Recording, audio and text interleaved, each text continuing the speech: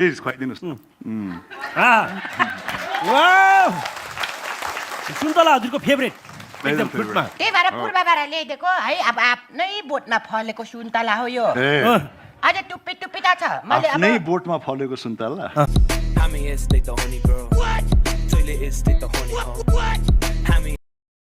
त्यसको सब दिमागमा फ्याट जवाब दिनु छ हैन। ओके,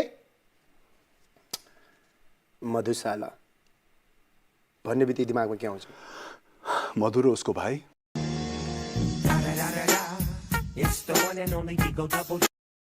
अब शिवको छोराको सिनेमा पनि मैले हेरिसकेको छु। अब राजेशको छोराको सिनेमा हेर्नु मलाई मन लागेको छ। म त अलिकति बच्चै छु। बच्चाको बच्चा चाहिँ हुनलाई केही समय त लागिहाल्छ होइन। भुवनको उमेर पुगिसकेपछि, शिवजीको उमेर पुगिसकेपछि म पनि बच्चा हुर्काउँला, त्यसपछि हेरौँला होइन। हामी अवश्य हेर्नु गर्छौँ। हामी अवश्य हेर्नु गर्छौँ। एहे रहा नहीं जाता, तड़प ही ऐसी है ना।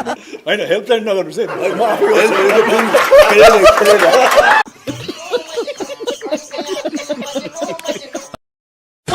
आफ्नो एउटा खराब बानी के लाग्छ तपाईँलाई? खराब बानी नहुनु नै मेरो खराब बानी हो।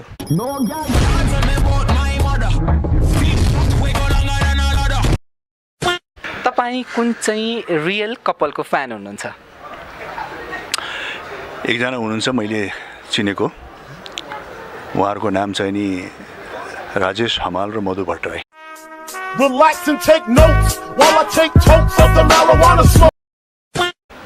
यौन र चुम्बनमा के रुच्नुहुन्छ? कहीँ पनि जानको लागि केही कुराहरू पार गर्दै जानुपर्ने हुन्छ। त्यस कारण पहिला चाहिँ पहिलो नम्बरमा के भन्नुभयो? पहिला यौन र चुम्बन। चुम्बन त्यो हुँदै अनि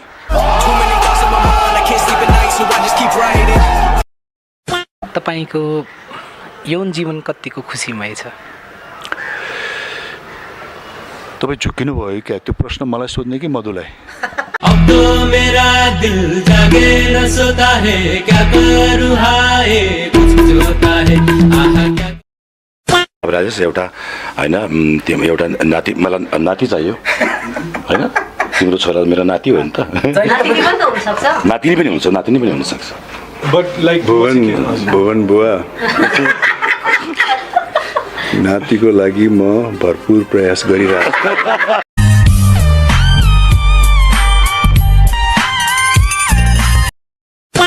मसँग पनि ब्लड प्रेसर छ। मसँग छैन। मसँग छ, नर्मल छ। म त 21 वर्षको छिटो हो।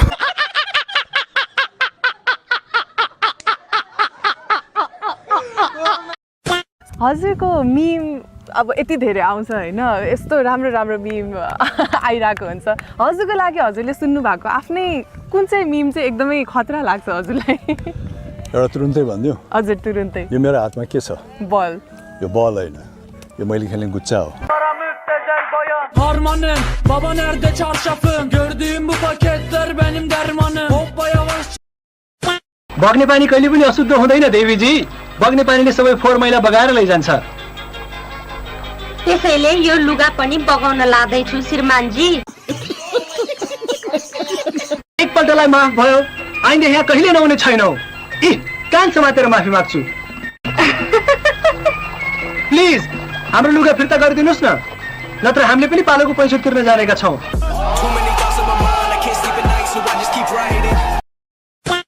हामी हुँदाहुँदै त सरुर राजालाई लान सक्दैनस्।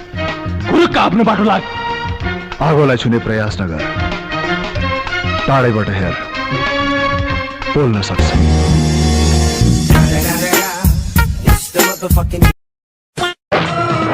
मलाई माफ गर्नुहोस्। No talk, no question. फैसला on the spot. Sir please मलाई माफ गरिदिनुहोस्। प्लिज सर छोडिदिनुहोस्। चुप! निर्दोषको लागि शीतल छाया,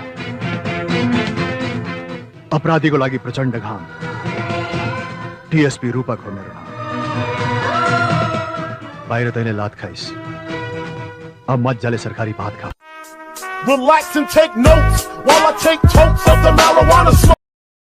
पहिलो कुरो त्यो पहिलो फिल्म अधिकारमै एउटा जेलमा उहाँले 3 जना कैदीलाई एक झापड हानेर चाहिँ नि केरकार गर्नुपर्ने रिहर्सल गरियो फर्स्ट टेक गर्यो सेकेन्ड टेक मेरो मिस्टेक भयो कि के मिस्टेक राजेशजीको मिस्टेक भयो उहाँले झड्याङ तिनजनालाई हानेको मेरो त एउटा घेडो फुट्ले जस्तै भयो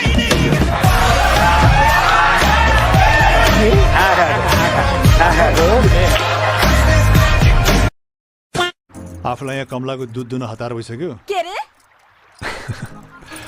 हिजो बाले किनेर ल्याउनु भएको कालो भैँसी छ नि हो त्यसको नाम पनि कमला हो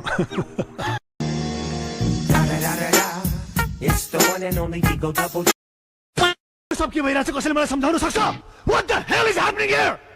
भक्तजनले अर्डर क्यान्सल गर्ने हिम्मत कसरी गर्यो 1 महिना अगाडिसम्म मेरो अफिसमा आएर अन्न खाने मुखले कुरा गरेको थियो कि अरू केही खाने मुखले कुरा गरेको थियो सर फोन मेरो टाउकोमा राख्दै देखिने हामी कुरा गरे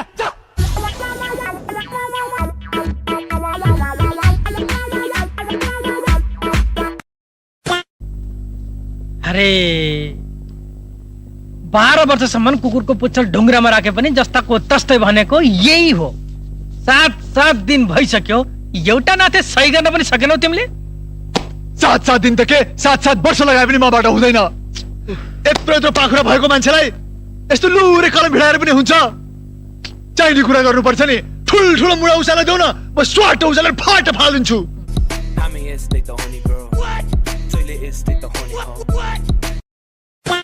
तर मेरो व्यक्तिगत कुरा गर्दाखेरि चाहिँ मलाई खुसी किन लाग्छ भने यो एक किसिमको आत्मीयता छ क्या यो खालि आफ्नो दर्शक र फ्यानको मात्रै रिलेसन होइन यो एउटा आत्मीयताको रिलेसन हो एउटा फ्यामिली मेम्बरको रिलेसन हो त्यो फ्यामिली मेम्बरमा त काका पनि हुन्छ अङ्कल पनि हुन्छ फुपाजु हुन्छ तर हजुर सधैँ दाइ कसरी अब यस्तो दमकल मान्छेलाई अङ्कल त भन्नु भएन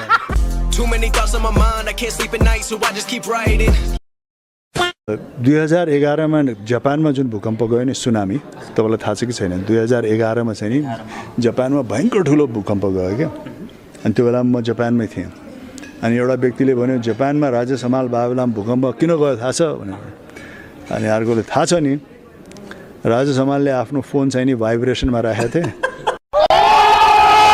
Relax and take notes while I take totes of the marijuana smoke. अब हेरौँ कसले सही जवाफ दिनुभएको छ सबैभन्दा छोटो समयमा सही जवाफ दिनुभएको छ सुमन सुवेदीजी आउनुहोस् कति वर्ष हुनुभयो सुमन सुवेदीजी 21 मा हिँड्दै 21 म भन्दा 3 वर्ष जेठो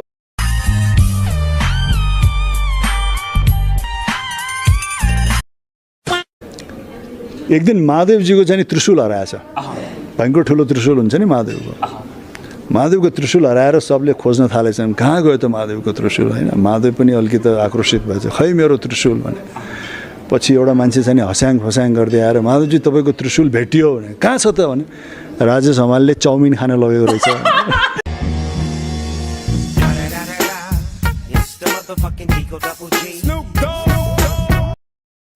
आफ्नो माइन्डलाई म जतिसुकै भए पनि म 2500 भन्यो भने भनिरहने डाक्टर साहब त्यो कति बिहान कतिचोटि भन्नुपर्छ दिउँसो कतिचोटि अल द टाइम अनि जुन आफ्नो उमेर हो स्पेसली एउटा ऊभन्दा बढी काटेको छ भने त्यो चाहिँ नि फिड गर्दै नगर्ने ओके फिड माइन्ड अनि कसैले यसो पासपोर्ट हेरेर या नागरिकता हेरेर तपाईँ त यति वर्ष हुनुभएछ नि भनेर भन्यो भने पनि तपाईँलाई के लाग्छ भने यो मेरो उमेर हो कि काकाको उमेर हो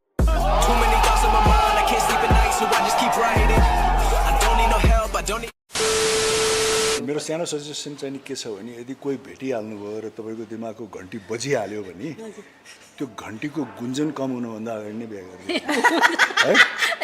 गर्नु यो चाहिँ म एकदम लिएर बस्छु हजुरको त्यो घन्टी चाहिँ कहिले बज्छ त्यो चाहिँ थाहा भएन त्यो गुन्जन बन्द हुनुभन्दा अगाडि गर्नुहोस् होइन पछि विवाहपछि गुन्जन कम भयो भने पनि उसको घन्टी बजाइ